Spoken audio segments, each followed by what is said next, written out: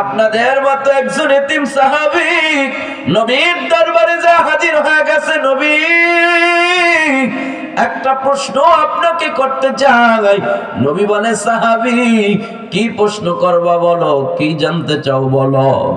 নবীর সাহাবী ডাক দেয়া কয়, পয়গম্বর, দুনিয়ার মানুষেরা যখন মৃত হয়ে মরে তারপরে কবরে চলে যায়, ওই কবরের মানুষগুলার জন্য দুনিয়া থেকে কি কোনো খাবার দাবার পাকায়া কবরে পাঠানোর সুযোগ আছে কিনা? নবী আমার ডাক দেয়া কয়, সাহাবী অবলার মতো কেন প্রশ্ন করো? কবরের মানুষের জন্য কেন খানা দানা পাকা পাঠাইতে হবে?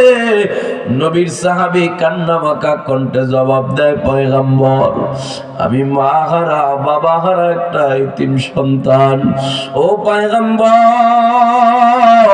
আমার মা নাই, আমার বাবাও নাই।